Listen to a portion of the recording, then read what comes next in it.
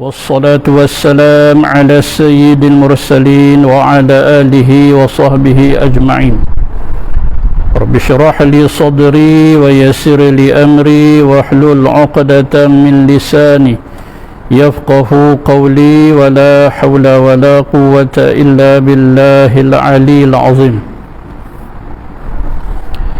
Alhamdulillah, kita sekarang ini berada pada bulan Al-Muharram.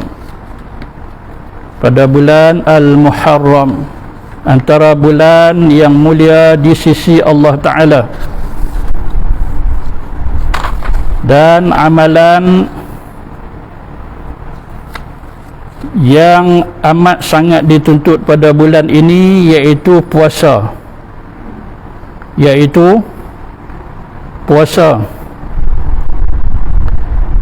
Bahkan ada hadis yang Nabi kata puasa yang baik selain daripada bulan Ramadan, puasa wajib ketika bulan Ramadan adalah puasa di bulan Al-Muharram. Jadi bulan ni bermula daripada satu hari bulan, kita boleh dah nak berpuasa sunat. Kalau siapa yang mampu, dia sihat, nak puasa sebulan pun boleh. Pasal apa? Pasal Nabi sebut puasa selain daripada bulan Ramadan, puasa Syahrul Muharram, Syahrullah Al-Muharram. Nabi sebut, Nabi sandak kepada Allah, yang menunjukkan bahawasanya bulan ini sebulan kalau kita mampu boleh kita puasa.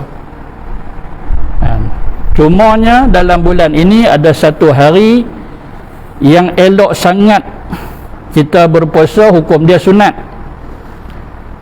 Tapi bukan sunat biasa, bahkan ganjaran dia lebih.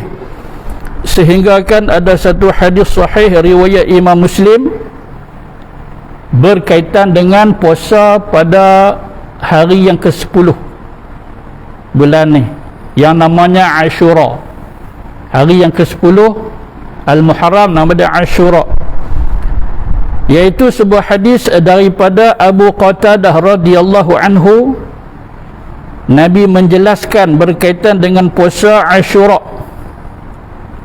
iaitu wasiyamu yawma Ashura ahtasibu 'ala Allah an yukaffira as-sanata allati qablahu, iaitu puasa pada hari Ashura, hari yang ke-10 Al-Muharram.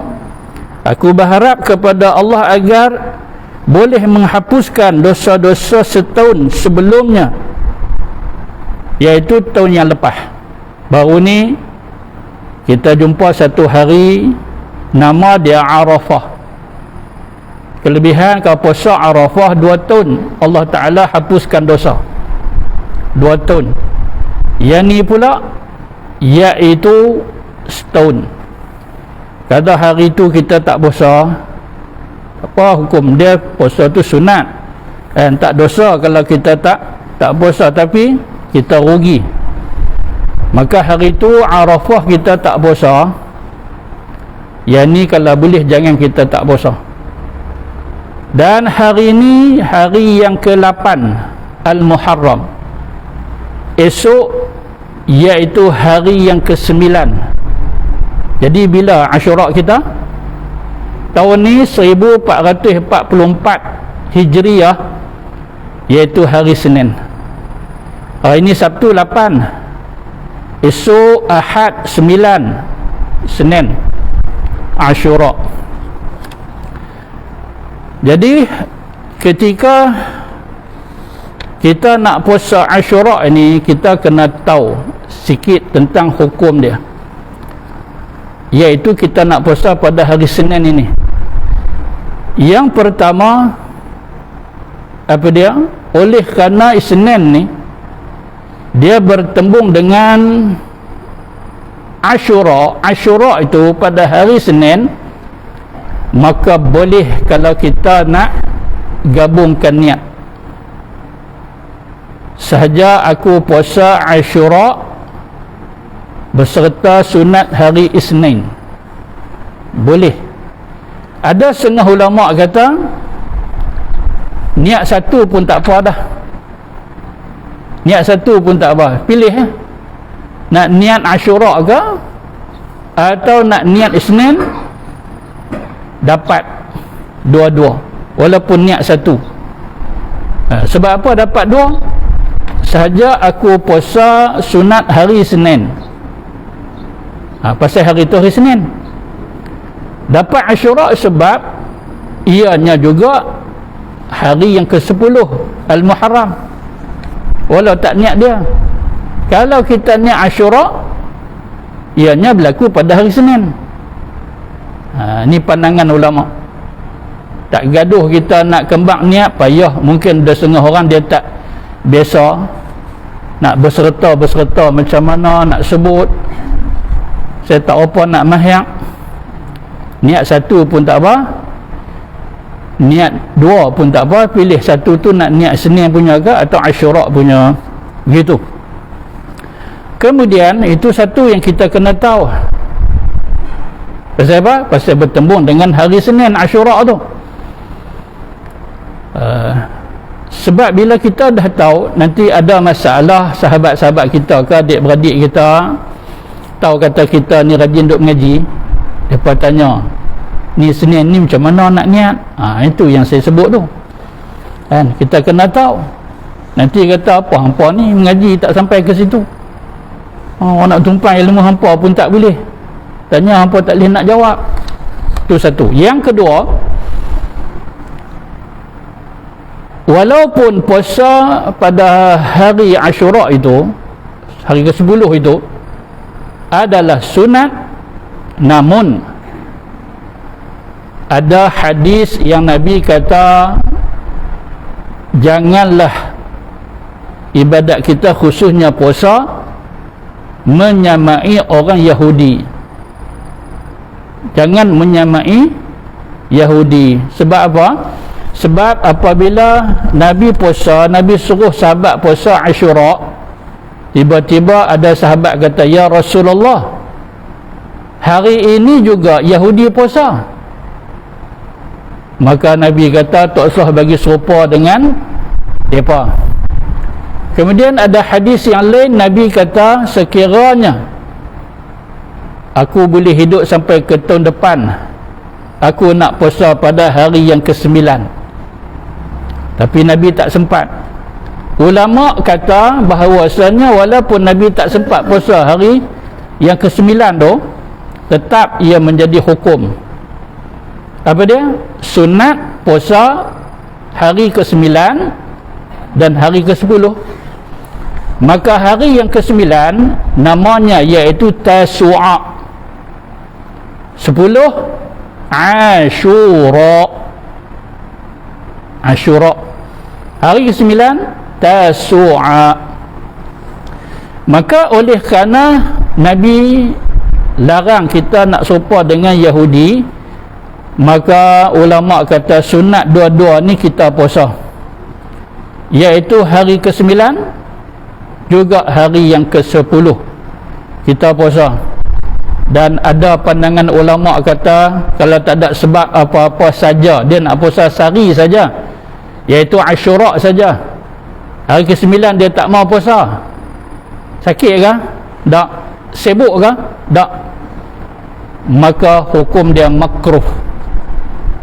Ni ulama banyak memberi pendapat, pandangan mereka berkaitan dengan puasa Ashura ni. Jadi kita yang sihat, yang mampu, maka kita puasa 9 dan 10. Bila 9? Esok. Ni kebetulan kuliah saya pagi ni kita sebut tentang tu. 9 kita puasa, 10 kalau kita tak sihat ke sibuk tu, itu bahkan hari 10 tak puasa pun tu bukan wajib kan, tapi kita tak maulah kita rugi. Jadi kita sihatkan diri kita, bersedia untuk kita nak puasa esok dan juga lusa. Niat puasa esok sahaja aku puasa hari yang ke-9 daripada bulan Al-Muharram. Kalau lafaz niat, orang tanya saya, ustaz macam mana lafaz niat? Niat tu kat hati. Tapi kalau dia nak senang ingat kat hati dia, boleh dia nak melafazkan niat dia. Ini jadi isu juga di kalangan ilmuan ni. Ada yang tak setuju siapa yang lafaz niat, dia jadi khurafat, dia jadi bid'ah sampai kepada sesat, kan? Hang mampu tutup mulut lah. Orang lain dah masalah, hati dia bercelaru, payah nak ingat, melainkan kena sebut dulu. Boleh lah nak lafaz niat dia. Memang kita tahu niat dua kat hati, tak payah nak lafaz. Tapi sekiranya dia tahu diri dia siapa, lafaz niat membantu niat dia, boleh lah, kan? Maka lafaz niat macam mana? Nawaitu sawma tasu'a, nawaitu sawma tasu'a lillahi ta'ala, kan? Ataupun dia sebut nawaitu sawma al-yawm at-tasi', hari yang ke-9 minal muharram. Boleh niat macam tu, hari ke-9 daripada bulan al-muharram, khana Allah Ta'ala. Yang nu pula pada hari Senin, saya nak niat satu saja, iaitu Ashura. Contoh lafaz niat dia, nawaitu sawma Ashura lillahi Ta'ala, ataupun nawaitu sawma al-ashir minal muharram, iaitu hari ke-10 daripada bulan al-muharram, khana Allah Ta'ala. Begitu. Ni kita sebut ni sebagai ulang kaji kita, ingatkan semula, kan? Kita tahu kita duk rajin buat, kita duk buat, insya-Allah, kan? Tapi takut lagi kita tak pastikan niat macam mana, kan? Wa zakir fa inna dzikra tanfa'ul mu'minin. Tersaling memberi peringatan, ianya berguna kepada orang yang beriman. Jadi tuan-tuan yang dirahmati Allah sekalian, berkaitan dengan puasa Ashura ini juga, maka ada pendapat yang kata eloknya kalau kita puasa 3 hari, 9, 10, 11. 3 hari. Sebab apa? Sebab ada hadis, namun hadis itu adalah lemah. Tak apalah, bukannya palsu, bukan lemah, dia teruk, maka kita sebut. Kerana itulah ulama memberi pendapat bahawasanya kait dengan puasa Ashura ini, yang pertama, kalau boleh puasa 3 hari, 9, 10, 11. Dah ustaz, saya nak puasa banyak lagi, sebulan ke? Puasa lah, tak ada masalah, kita tak start pun dah abang dah, kan?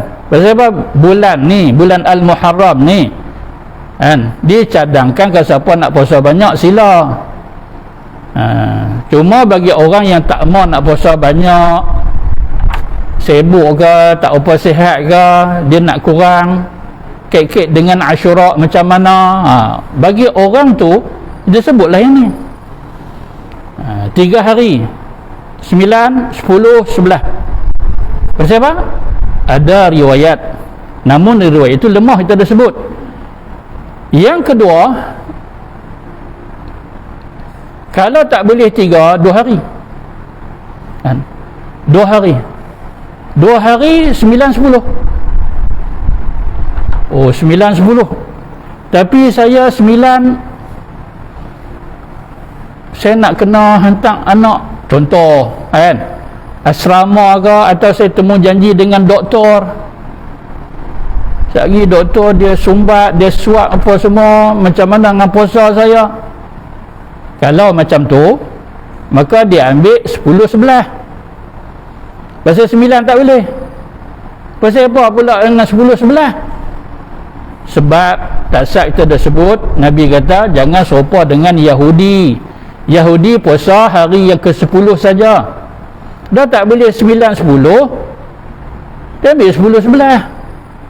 2 hari. Kalau boleh 3 hari. Tak boleh 3, ambil 2. Kan? Tiba katalah kan, hari ni berapa Muharram? Hari ni 9, esok 10. Dah 9, aku tak perasan. 9 aku tak ingat. Dah siap makan dah. Dah makan dah. Tak makan lagi tak apa. Bisa puasa sunat ni, niat siang. Tu hari tu kita niat belah malam, itu puasa Ramadan. Puasa sunat boleh niat sebelah siang pas subuh. Tapi nak buat macam mana? Dah makan dah. Kan? Bila dah makan dah, Allah rugilah aku tak puasa 9. Tak apa. Abang ke dia ada 2 lagi. 10, 11. 11 aku tak boleh puasa. Contoh kan? Contoh. Ada temu janji ni 10, aku duk standby dah 9, 10. 11 tak boleh. Tu macam mana? Orang yang macam tu dia bukan sengaja nak tunggalkan hari yang ke-10 kan? Yang tadi tu dia lupa yang 9 tu. Tak apa, tak besar lah. Kita kata tak usah lagi jadi makruh, macam setengah pandangan ulama itu makruh kalau 10 saja. Kena 11 ada 11 pula tak boleh. Maka tidak ada masalah kalau puasa 10 sahaja. Kan? Begitu. Yang kita sebut tadi apa dia? Saja. Boleh ada 9, 10? Boleh. Tapi aku tak mau. Siapa berani nak paksa aku, sila. Boleh sakit. Sampai macam tu. Boleh sakit siapa tak paksa. Tak paksa lantak habis ya. Kan? 9 boleh, dia tak mau. 11 boleh, dia tak mau. Maka kat situlah setengah ulama kata orang ini kalau dia puasa 10 saja kan, padahal boleh kembang, maka makruh begitu kan. Kecuali kalau kita buat contoh tadi tu 9-10 tu sibuk, 9-11 kan, ada program dia, ada tak boleh nak buat apa, 10 saja tak apa, tidak ada masalah apa kan. Pasal apa? Pasal nawai tu kita, niat kita bukan nak ikut Yahudi, kita nak ikut Nabi kita. Kita sayang Nabi kita kalau boleh puasa, nak puasa banyak, tapi apa akan daya. Ni pun mudah-mudahan Allah Ta'ala terima hari yang ke-10. Baik, jadi hari yang ke-10 tu Ashura adalah hari yang disunatkan kita berpuasa. Ada setengahnya depa tak puasa hari tu, sibuk kacau bubuk. Yang bubuk tu nama Ashura. Siapa buh nama bubuk Ashura tu tak tahulah sejarah. Buka sendirilah sejarah Tom Bila tu kan.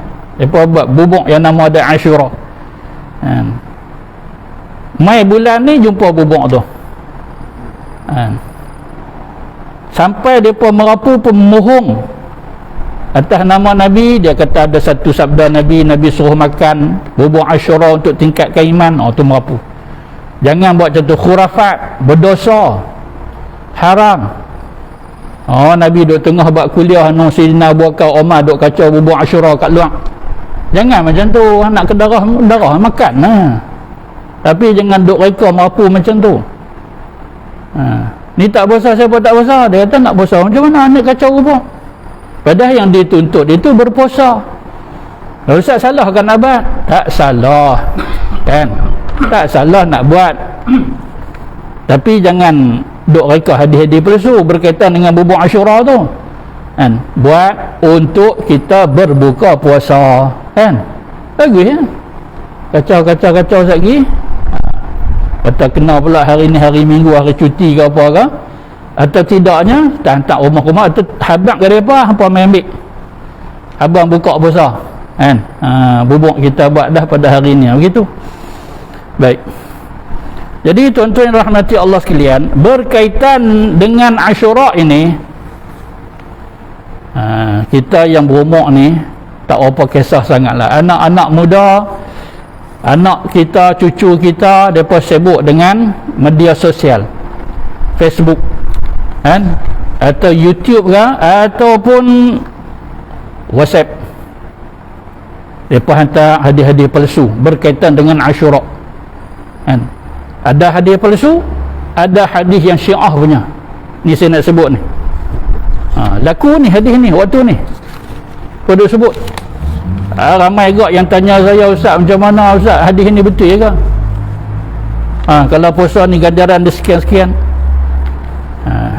Baik, kita bacakan. Ada satu riwayat yang dikatakan daripada Ibnu Abbas, man shoma yauma Ashura u'tiya thawaba 'asharati alafi malakin. Dapat macam ni, habaq kat depa, jangan duk merapu. Padam untuk semua, yang padam untuk seorang hang. Padam untuk semua, nanti orang share hang tanggungjawab. Hadis palsu ni. Apa dia maksud dia? Barang siapa yang puasa pada hari Ashura, hari ke-10 Muharram ni, akan diberi pahala 10,000 para malaikat. Pahala malaikat 10,000. Dapat kat siapa? Dapat orang yang puasa pada hari Ashura tu. Dia ni palsu kan? Boleh kalau kita nak tengok Al-Fawaid Al-Majmu'ah oleh Asy-Syaukani, hadis yang ke-216, dia kata wa huwa maudhu', riwayat ini adalah palsu. Kemudian lagi banyak saya nak baca dalam senarai ini pun. Allahu Akbar. Man shoma yauma Ashura kutibat lahu ibadatu sittina sanah. Barang siapa yang puasa pada hari Ashura, akan ditulis baginya ibadat 60 tahun. Dahsyat punya pahala. Bi siyamiha wa qiyamiha. Maksudnya ibadat 60 tahun tu penuh dengan puasa, penuh dengan qiyamul lail. Wa man shoma yauma Ashura u'tiya thawaba 10,000 malakin. Tak sah? Orang siapa yang puasa pada hari Ashura akan diberi pahala 10,000 para malaikat. Wa man shoma yauma Ashura u'tiya thawaba 1,000 hajjin wa mu'tamir. Barang siapa yang puasa pada hari Ashura akan diberi kepadanya pahala 1,000 haji dan umrah. Huish, ganah-ganah kelebihan. Bahaya ni yang duk reka hadis palsu ni. Tunggulah dia buat, orang sebab kan, seronok, dia kata berjaya kan. Sana sini orang duk sebut tentang kelebihan tu, padahal dia reka dunia seronok lah kan. Dia kata berjaya, aku perkena dia apa, akhirat besok menderita dia. Wa man shoma yauma Ashura u'tiya thawaba 10,000 syahid. Orang siapa yang puasa pada hari Ashura akan diberi kepada dia pahala 10,000 syahid. Wa man shoma yauma Ashura kutiba lahu ajru 7 samawatin. Orang yang puasa pada hari Ashura akan ditulis baginya ganjaran 7 lapis langit. Wa man aftara 'indahu mu'minun fi yaumi Ashura. Barang siapa yang memberi makan berbuka puasa pada hari Ashura, faka'annama aftara 'indahu jami'u ummati Muhammadin alaihi salatu wassalam. Siapa yang menjamu orang yang puasa ketika Ashura ini, maka seumpama dia telah memberi makanan berbuka seluruh umat Nabi Muhammad sallallahu alaihi wasallam. Siapa jadi macam ni? Siapa depa sanggup reka nak suruh orang betul-betul puasa? Jangan buat main benda ni. Hampa tak puasa, hampa rugi. Hang tengok ganjaran tu. Sikit punya bagus je lah. Rugi kalau betul lah rugi. Dahsyat Wa man ashba'a ja'i'an fi yaumi Asyura, orang yang lapar kita kenyangkan pada hari Asyura. Fa ka'annama at'ama jami'a fuqara'i ummati Muhammadin sallallahu alaihi wasallam. Seumpama kamu telah memberi makan seluruh orang fakir kalangan umat Nabi kita Nabi Muhammad sallallahu alaihi wasallam. Banyak sangat. Saya nak baca ni banyak sangat dia punya kekarutan itu. Wa man masaha yadahu ala ra'si yatim fi yaumi Asyura rufi'at lahu bi kulli sya'ratin ala ra'sihi darajatun fil jannah.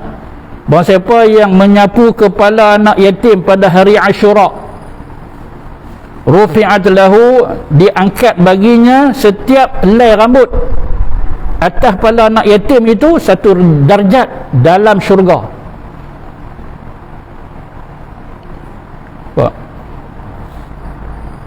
Kita memang dituntut untuk belah kasih kepada anak yatim, kan? Kita kena bantu dia setakat mana kita mampu. Tapi kait dengan sapu kepala anak yatim pada hari Asyura ni tak ada hadis tu. Abang macam tu sudahlah. Siapa nak reka benda-benda yang macam ni? Ni saya baca ni baru separuh. Dan satu riwayat dia ada lagi sambung dia separuh lagi. Kelebihan-kelebihan kalau siapa yang puasa pada hari Asyura. Bahkan semua ini adalah perkhabaran yang tidak betul. Kemudian tidak kurang juga hadis-hadis Syiah pada bulan ni. Hadis Syiah terutamanya Asyura, kan? Sebab apa? Sebab mereka terlalu sayang. Kita pun sayang, tapi teruk kasih sayang mereka kepada Sayyidina Husain. Sayyidina Husain, cucu Nabi, dibunuh pada Asyura, hari Asyura, hari yang ke-10 Muharram. Palanya dipenggal.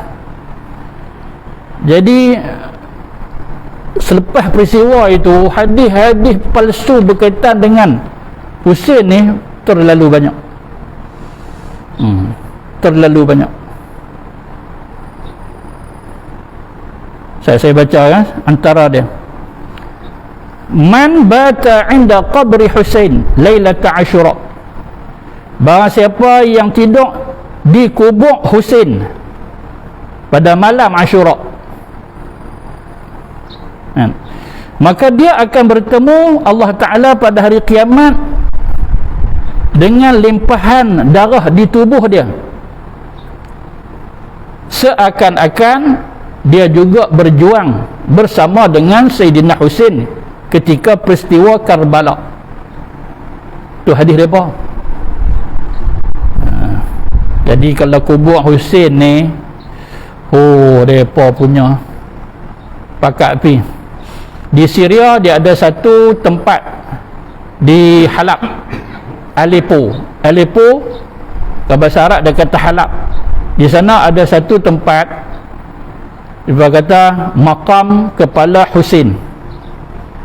Tapi sebenarnya di situ bukan ada kepala Sayyidina Husain, cuma tempat singgah.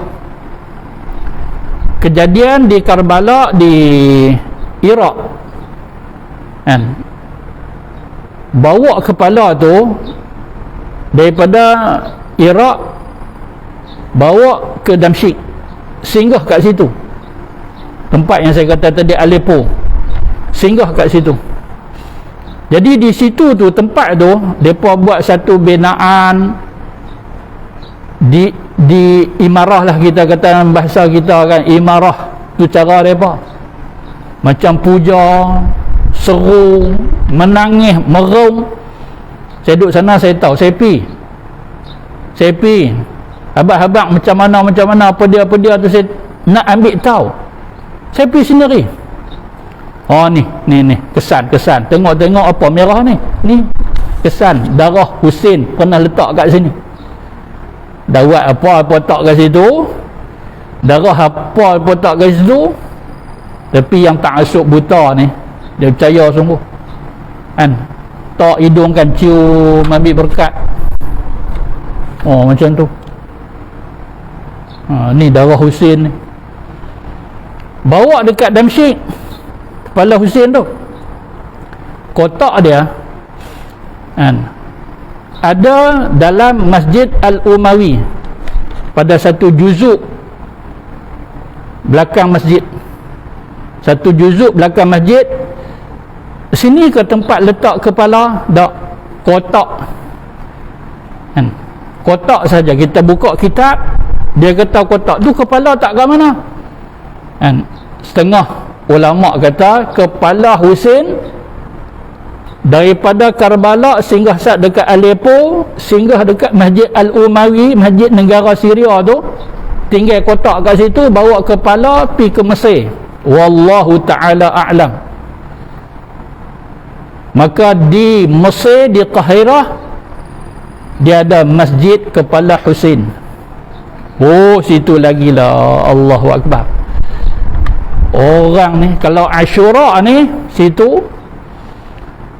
kira tempat suci lah bagi mereka, tempat suci kan. Kita doa, kita Mekah, Madinah, Masjidil Haram, Masjid Nabawi, mereka pergi saja-saja tunjuk kata mereka pun Islam juga, tapi sebenar tempat suci mereka banyak tempat kan.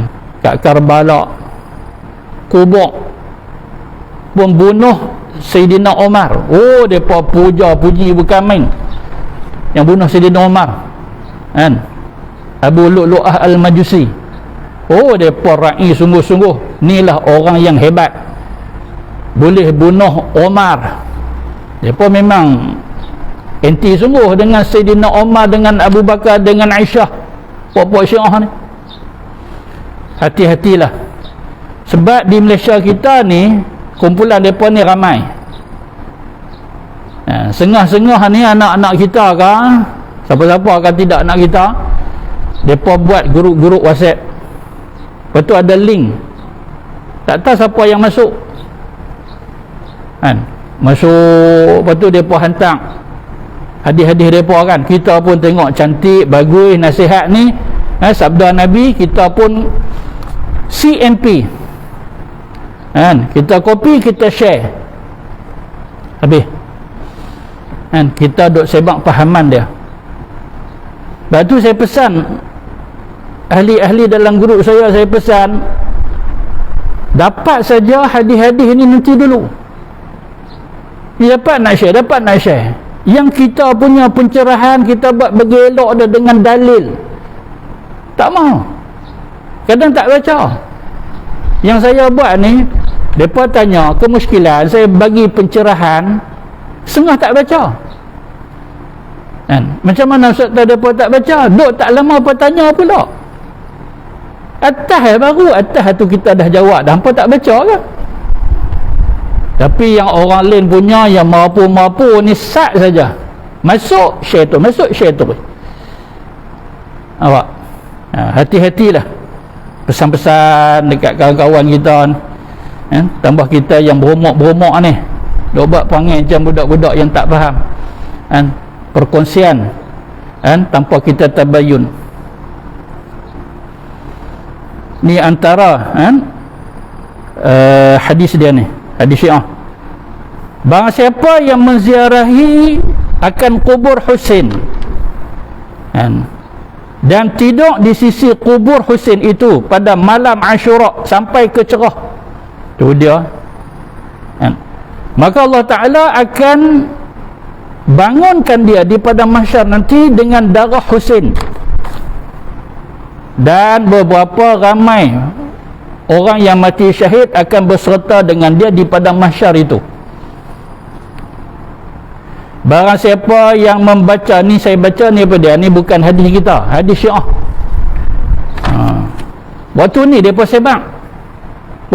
sebab ni Barang siapa yang membaca pada hari Ashura 1000 kali surah Al-Ikhlas, Qul huwallah tu 1000 kali, maka Allah Ta'ala akan melihat kepada dia. Barang siapa yang Allah Ta'ala lihat kepada dia, maka sampai bila-bila Allah Ta'ala tidak mengazabkan dia. Oh, dia pulun baca Qul huwallahu Allahu samad, nak bagi cukup 1000 kali kan? Janganlah kan? Ni semua tak betul. Jadi kita ni berdepan dengan apa? Kita berdepan dengan hadis-hadis palsu, hadis-hadis Syiah, khususnya ketika saat ini nak mendekati Ashura, pada hari yang ke-10 Al-Muharram ni. Saya biasa ikut program tu, program mereka kan. Saya nak tengok ni, saya macam tu, mereka duk habaq-habaq tak apa kan. Kita pun sekali ikut. Kat mana tu? Di Karachi. Jadi pergerakan puak-puak Syiah ni bergerak daripada kubur siapa? Karachi ni lama lah kita pun tak sebut. Kubur ni atas bukit kan. Dia buat program kat situ, lepas tu turun daripada bukit tu, kubur atas tinggi, turun menuju ke Lok Karachi. Dengan macam-macam lah kan, heret kuda, bagi luka badan.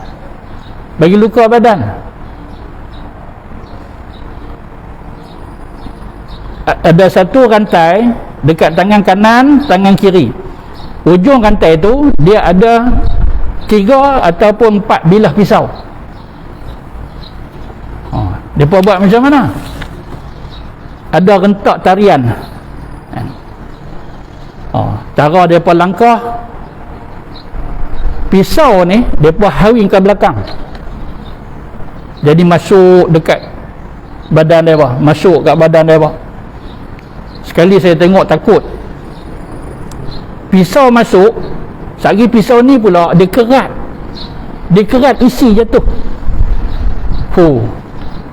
Malam tu, esok 10 malam, tapi mereka tak buat kat situ, mereka buat kat lorong lain.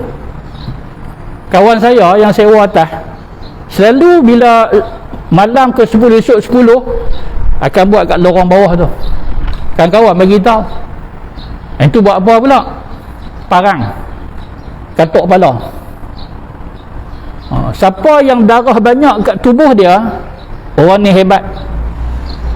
Di sisi Husain, orang ni cukup hebat kan? Nanti akan dapatlah syafaat apa semua ni. Katuk kepala, tung Allah, luka tu yang malamnya. Yang tu tak sempat saya tengok, kawan tengok bagi tahu. Yang saya pergi tu yang depa ubat tu kan. Yang tengok keliling-keliling, ini ada kumpulan ni, lebih kurang kita katalah 20 masuk dulu, sagi 20 yang lain pula. Yang tengok tepi-tepi macam tu, pun tepuk dada, Husain, mau pakaian warna hitam kan. Yang apa, lukakan badan tu tak pakai baju, hanya pakai seluar putih, seluar jorot putih. Darah tu dia lencun turun. Jalan tu busuk, hanyak. Esok hari yang ke-11 tu dia panggil bomba, sembok darah. Ambulan tunggu dah. Tiap-tiap lorong ada ambulan tunggu. Ada yang pingsan, mati saya tak tahu. Mereka lukakan badan mereka, menunjukkan mereka begitu simpati, sayang kepada Husain. Bukan Husain saja kan yang menderita, kami pun sama. Itu kepahaman Syiah pada 10 Muharram. Gitu. Islam dia tak macam tu kan.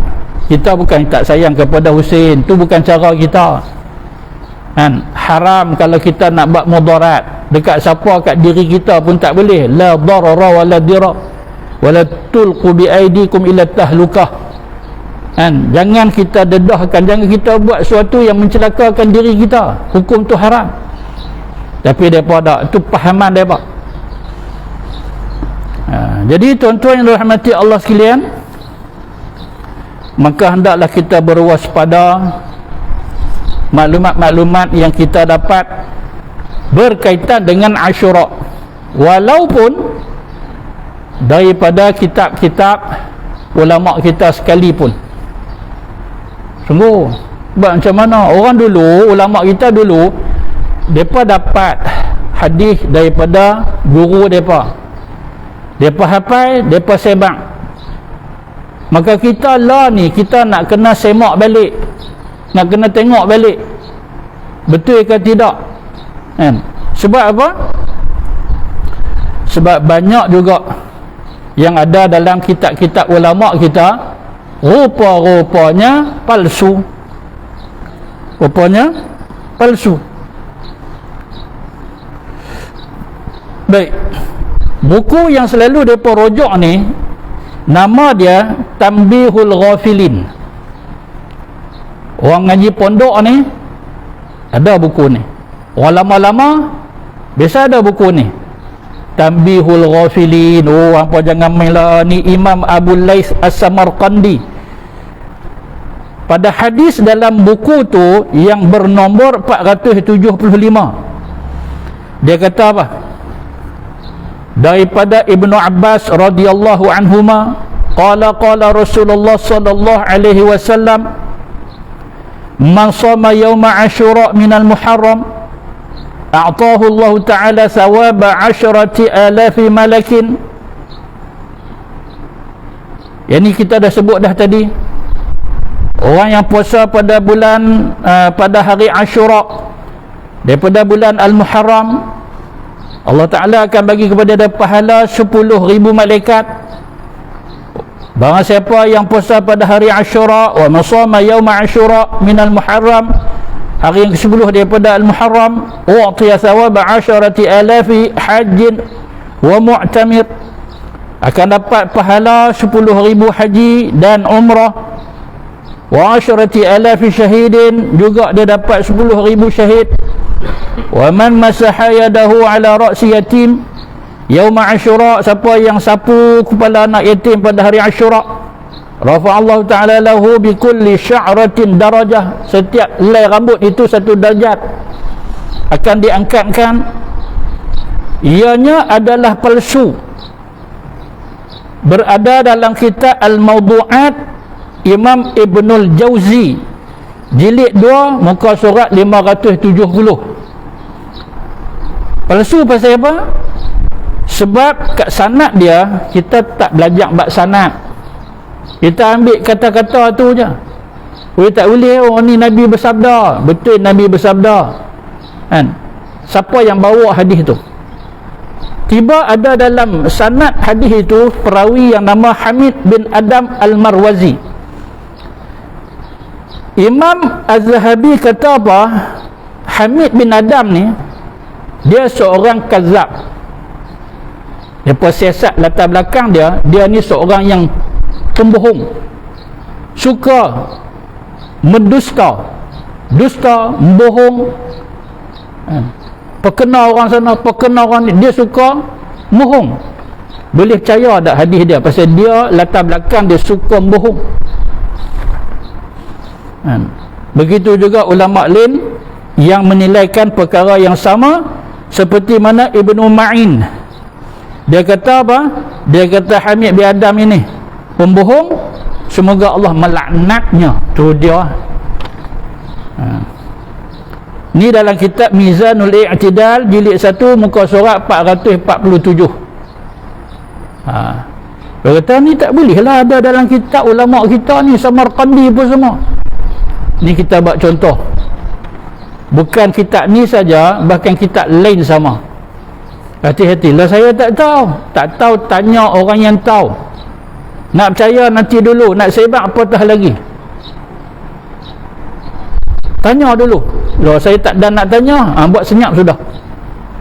Yang mana Wahabat selama ni hang pakai yang tu? Apa dia? Kelebihan kalau puasa pada hari Ashura, Allah Ta'ala ampun dosa kita setahun. Dah lah. Ada itu sahih kan? Kalau nak ambil yang jenis kelebihan yang banyak-banyak. Jadi tuan-tuan yang dirahmati Allah sekalian, insya-Allah mudah-mudahan apa yang kita kongsikan sedikit ini, bahkan banyaklah saya nak sebut di sini kan, berkaitan dengan sembahyang pada malam Ashura, dia tak ada kan? Ini dia rekaan daripada Syiah ni. Dia kata apa? Barang siapa yang sembahyang pada malam Ashura 100 rakaat kan, lepas daripada suratul Fatihah baca qul huwallah 3 kali, lepas tu lepas pada bagi salam maka baca yang ni subhanallah walhamdulillah, ni semua okey lah, kita biasalah kita duk wirid. Tapi mai dengan kelebihan tu, mai dengan cara ibadat tu. Adakah Nabi ajak malam Ashura ada sembahyang khusus kan? Maka ini ada dalam kitab mereka pokok Syiah ni, Iqbal oleh Ibnu Taus, jilid 3 muka surat 46. Tengok dalam kitab Ahlus Sunnah wal Jamaah kita tak ada. Tiba mai kok mana hadis ni, depa punya, depa reka. Banyak kalau saya nak kongsi kan? Cuma kita berhati-hati, kita berwaspada dengan pokok-pokok yang menyebarkan hadis palsu dengan riwayat-riwayat daripada Syiah. Wallahu ta'ala a'lam. Baik, setakat itu sahaja. Yang benar itu daripada Allah Subhanahu wa ta'ala. Silap kurang saya tertangguh dengan tasbih kafar. Bismillahilladzi la yadurru ma'asmihi syai'un fil ardi wala fis sama.